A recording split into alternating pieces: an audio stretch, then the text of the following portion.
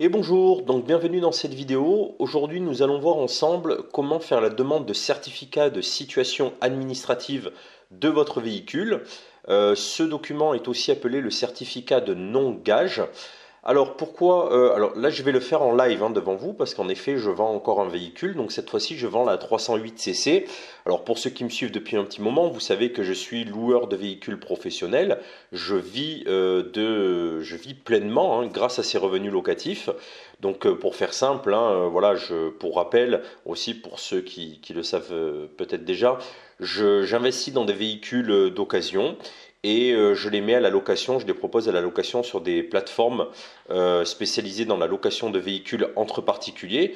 Donc en fait je fais du Airbnb avec des véhicules si vous préférez. Et donc voilà, donc là j'ai décidé de me séparer du cabriolet de la 308cc. Pour quelle raison? Tout simplement parce que j'avais voulu faire un essai.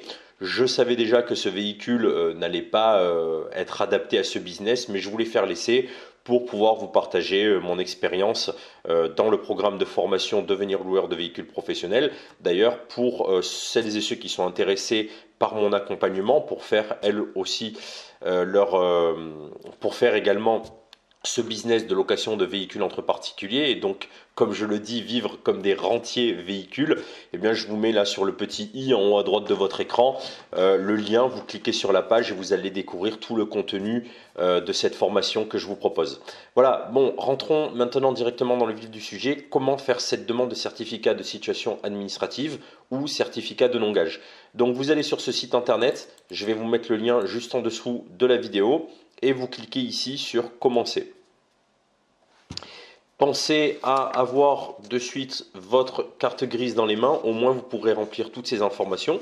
Donc comme je vous le disais, je vais le faire en live là devant vous, c'est parti. La date de première immatriculation de véhicule, généralement elle se trouve juste à droite de l'endroit où est écrit votre plaque d'immatriculation, donc c'est sur la ligne B.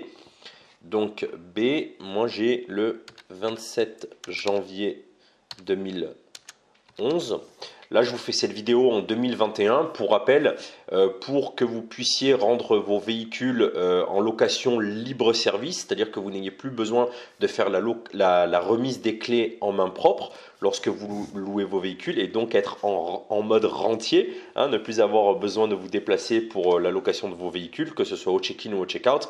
Il faudra que vos véhicules aient 10 ans maximum. Donc voilà, donc là on est en 2021, moi c'est un véhicule que j'avais acheté donc il y a 6 mois, donc on était en 2011, il était de 2011, donc il avait moins de 10 ans. Voilà, date du certificat d'immatriculation. Donc là, il faut aller tout en bas normalement de votre carte grise et vous allez voir la date de certificat d'immatriculation. Voilà, donc pour moi c'est le 9 mars 2021. Alors, je vais aller ici sur le petit calendrier et je vais aller chercher le 9 mars. Alors là, je viens de bouger les années sur les grosses flèches, donc je vais rester sur 2021. Voilà, et je vais prendre celle-ci. Hop, mars 2021 et j'ai dit le 9 mars. Alors, ensuite, identification du titulaire. Donc là, c'est moi. Donc là, je mets mon nom et mon prénom.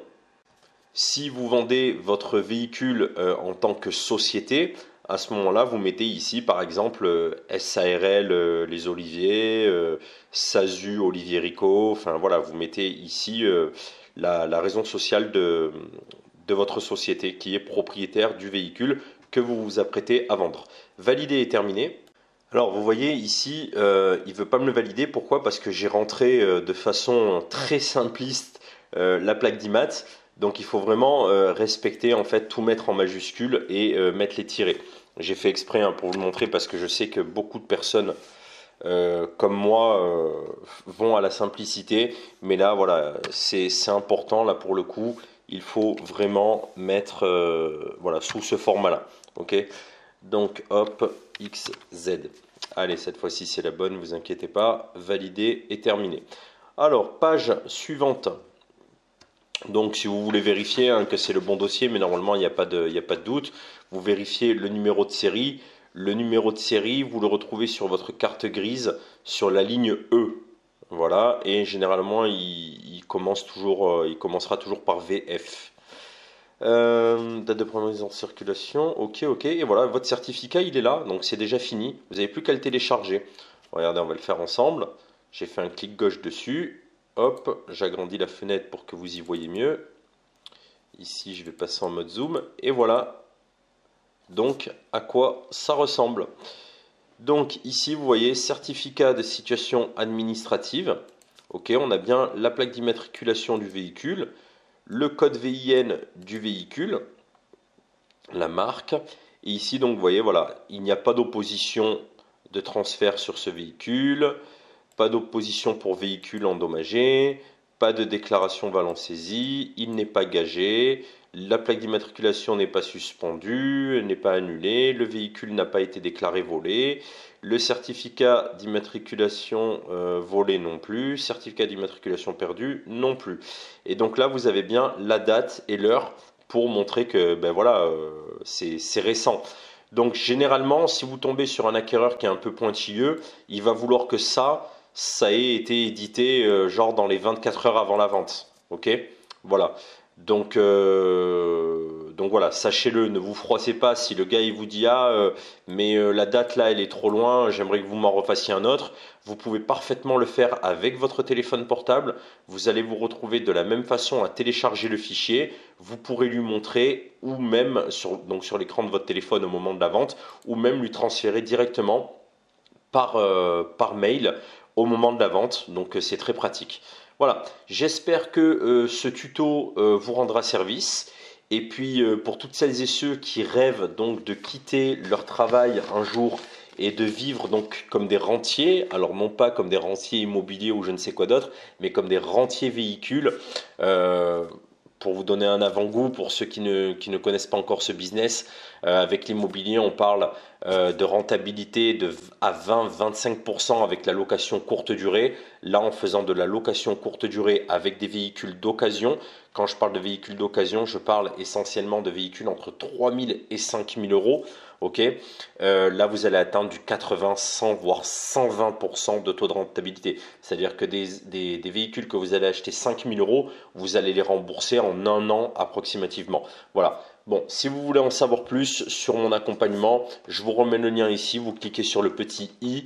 Et puis, vous pourrez découvrir l'intégralité du programme en formation que je propose. Et aussi, sachez-le, si vous avez du CPF, du crédit CPF, donc sur votre compte personnel de formation, sachez que cette formation est finançable avec votre CPF. Donc ça, c'est formidable. Si vous êtes intéressé, profitez-en. Voilà. Je vous dis à très bientôt. Bonne continuation à vous. Salut, merci de m'avoir écouté. Au revoir.